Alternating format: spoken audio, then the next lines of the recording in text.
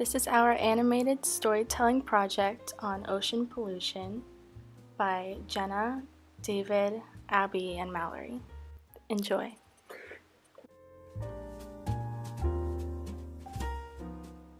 Pollution to the Earth's oceans has become a concerning issue for today's environment and marine life. Rapid development of industrialization, manufacturing, and consumer goods has created a high demand for plastic. Without healthy waste management solutions to properly discard of these plastics, they end up being scattered amongst nature and alongside wildlife, polluting its surrounding areas, especially the oceans. Oceans make up about 71% of the Earth's surface, where about 50 to 80% of all life on Earth is found. So why are we permitting this great threat to marine life by enabling the oceans to become polluted with plastics? Well, plastic is a very practical way of packaging. It is sturdy, versatile, accessible, and inexpensive to both produce and purchase for consumers. Due to its practical qualities, it can lead to overconsumption, which has already become a great issue. Although plastics hold an appeal for consumers, its durability causes it to degrade slowly, becoming waste wherever it ends up. When plastic is exposed to the sun's light and heat, it begins to break down in a process known as photooxidation, making this process slower in the ocean where it is colder in comparison to on land. This means the degradation of plastic in the ocean is virtually stagnant. Whether you'd like to believe it or not, humans are the cause of all environmental issues on Earth, including plastic pollution in oceans. As countries' populations continue to grow rapidly, proper waste management continues to pose a great challenge when developing solutions to match the plastic demands of its citizens. In most cases, all of the plastics ends up on our beaches and drift into our waters, polluting the oceans and putting marine life at risk.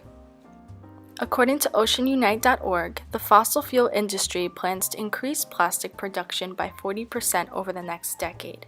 These oil giants are rapidly building petrochemical plants across the United States to turn frack gas into plastic. This means more toxic air pollution and plastics in our oceans. Plastics that do not end up in recycling bins or landfills ultimately run off into bodies of water that moves them through the ocean currents. In both marine and freshwater ecosystems, from the polar ice caps to the deep sea sediments, these currents move 5.25 trillion particles of plastics across the globe. Two major garbage patches are located between San Francisco and Hawaii in the south of Japan. Both patches are created by the North Pacific Gyre. The one closest to the United States is twice the size of Texas and spans 100 feet in depth. Most of the plastic debris in the garbage patch is from land-based sources, mostly originating from Asian countries, China being the largest contributor with over 4.8 billion pounds per year. Despite China being the top nation to indirectly dump plastic into the ocean, they are beginning to start to do serious efforts for this cause. China has now banned foreign garbage from the US and other countries to begin processing. China is planning for better things and will no longer be the world's garbage dump. Most families in China would rummage through imported waste to support their costs of living. However, this exposes them to the risks associated with polychlorinated biphenyl or PCB poisoning. The National Toxicology Program has concluded that PCBs are reasonably likely to cause cancer, such as melanomas, liver cancer, gallbladder cancer, gastrointestinal tract cancer, brain cancer, and may be linked with breast cancer. Plastic pollution also puts the food we eat at risk. Marine animals such as fish and shrimp consume these microplastics and have the possibility of showing up on our dinner plates. Although it may seem intangible, more and more countries are taking steps to introduce regulations on imported waste and how it is handled so that it does not end up in water bodies. Countries like China, Indonesia, and the Philippines are introducing improvements for better land-based waste management to reduce plastic debris by 70% by 2025. Meetings like the UN's Ocean Conference last June are beneficial in keeping up to date on what countries are doing. This helps regulate their waste to improve the quality of life for their citizens. Every year, the U.S. produces 32 million tons of plastic waste. About 9% of those plastics go to where they're supposed to go and are recycled. The majority of plastics, though, end up in landfills or never make it that far, winding up in our waterways. Because of this, our oceans see an additional 8 million tons of plastic added into it every year. About 300,000 tons float on the surface and in some cases create these garbage patches filled with plastics. These plastics, which make life convenient for us, are detrimental to the species that live in our oceans. Searches on the internet will come up with hundreds of videos of animals hurt by our negligence. 693 species have been documented as having encountered plastics, while 400 of those species were either entangled or had ingested bits or pieces. In fact, entanglement and ingestion is killing 100,000 sea turtles and birds alone every year. The plastics that don't find their way to the animals immediately can hurt the fragile ecosystem in other ways. In some places, the garbage patches are so thick that proper sunlight can't get through, stunting the growth of algae, disrupting the food chain. Also commonly, the garbage at the surface is hit by the sun's rays and breaks down into microplastics, which are often mistaken for food and get eaten. Albatrosses commonly think the small plastic pieces are fish eggs and feed them to their babies. Sea turtles think that plastic bags are jellyfish and try to eat them. Fish consuming plastic can have two major consequences. The plastic could be fatal to the fish and result in death, or later, down the line, the plastic could be transferred to us when we eat the fish. In fact, it has been estimated that the average person eats 70,000 pieces of microplastic a year. This number is not something to ignore. The toxic chemicals from plastics can alter the state of your body at a cellular level. Long-term effects of consuming plastic are cancer, birth defects, immune system deficiencies, and childhood developmental disorders. In order to limit yours and sea life animals' unwanted interaction with harmful plastics, limit your consumption of seafood and dispose of your plastic responsibly. So now you know about the effects that our reckless disposal of plastics has on the environment, from excessive and rising mass production since the early 1900s. But now to the real question, what are we going to do about this?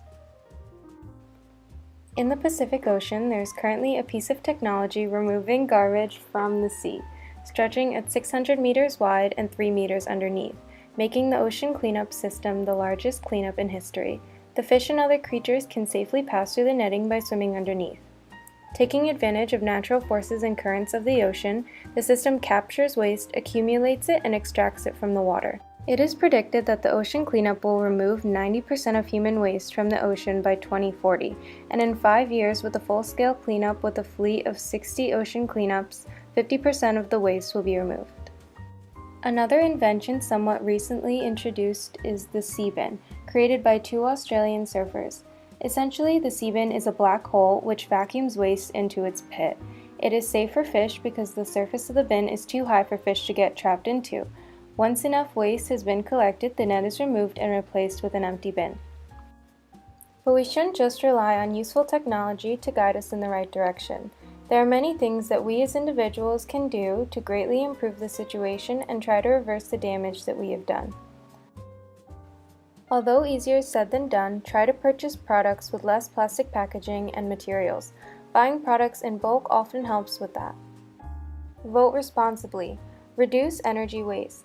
This can be done by something so simple as changing your light bulbs. LED light bulbs are the most energy efficient lighting option. They use 75% less electricity than incandescent bulbs, last 25% longer, and contain no mercury. Properly dispose of hazardous materials. A few common products that should be responsibly thrown away are batteries, fluorescent light bulbs, swimming pool chemicals, insecticides/weed killers. Locate a drop-off facility or see if your community offers home pickup services. It is beneficial to the entire community to not mix hazardous waste with the regular trash. Special containers can be purchased for certain hazardous wastes, such as batteries and syringes. Use reusable plastics. Companies like Evian, L'Oreal, Mars Candy, M&S, PepsiCo, the Coca-Cola Company, and Walmart have pledged to reuse 100% reusable, recyclable, and compostable product packaging by 2025. Imagine the positive impact this will make on the world when even more brands join this movement. Use less fertilizer. When fertilizer runs off into our waterways, algae blooms form and sometimes become big enough to make our waterways impassable. When the algae dies, they sink to the bottom and decompose in a process that removes oxygen from the water. Buy ocean-friendly products and be mindful of the type of sunscreen you use. Many cases of polluted coastal waters and rapid drops of wildlife populations have been linked to harmful chemicals in sunscreen. The ingredient to avoid is aerosol. Everyone can make a small difference, and collectively we can all strive to make green choices and continue to undo the damage we have caused on our oceans. Thanks for watching.